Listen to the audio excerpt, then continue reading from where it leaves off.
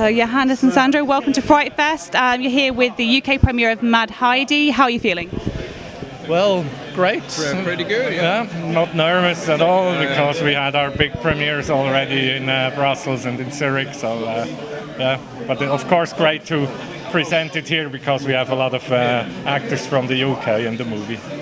And lots of friends as well. I mean, I have to sort of ask, how did this film come together? Because I don't think it came together in the traditional sort of feature film sense. I think was there a Kickstarter involved? Well, first we only published a teaser poster to see how people react, and then we collected our first couple thousand Facebook followers. So we shot the concept teaser to see if there's an audience for this concept, and they all loved it. We had a great crowdfunding campaign in the beginning, but then we realized we can't finance the entire film with crowdfunding. So we developed a crowd investing system where people could actually become investors and participate in the revenues of the movie. And that's how we eventually collected over 2 million with crowd investing. I mean, the film has this big sort of propaganda film where cheese is the thing. You know, what have you guys got against cheese? You know? Nothing at all, basically. We still like it, even after all that crazy stuff that we did with cheese. So we were just taking the piss, basically. Yeah, I guess we were just drinking and spinning ideas of how could we torture people with Swiss cliches. So cheese came up. Cheese and chocolates and all that. And so, as fun as the premise is, it is taking aim at a really political issues. You know, was that your intention to sort of address these issues, but in a fun way? We basically always set out to have like a film that works a little bit on a few different levels. So on one hand, you can grab a bunch of your friends and a couple of beers and have a laugh. But you could also look into it a little bit more, and then there'll be some kind of message.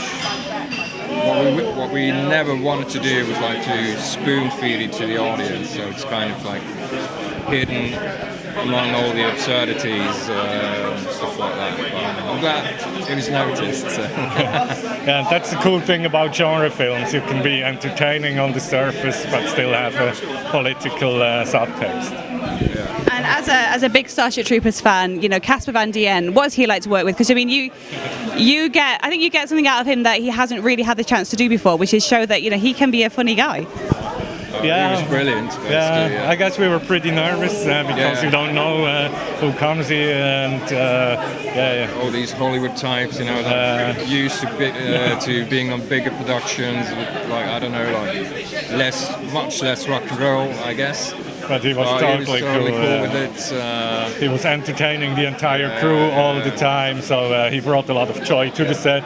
And we could definitely tell that he's really professional also. He knew exactly how to stand to make it easy for the DP. And he loved the script. Yeah.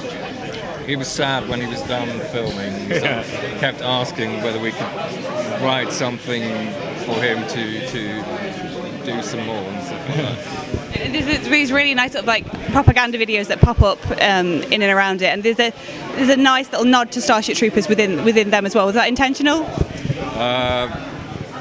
The nod was intentional, but we wrote that bit way before we cast Casper, so it's double the nod now, I guess.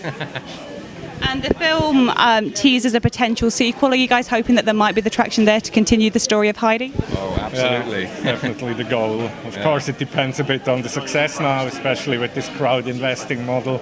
But I'm sure if our investors are more or less happy, it will be no problem to fund Mad Heidi too. Yeah, absolutely. Well, I for one can't wait to see where Heidi goes next. So I'm going to let you go and enjoy the UK premiere. Thank you very much.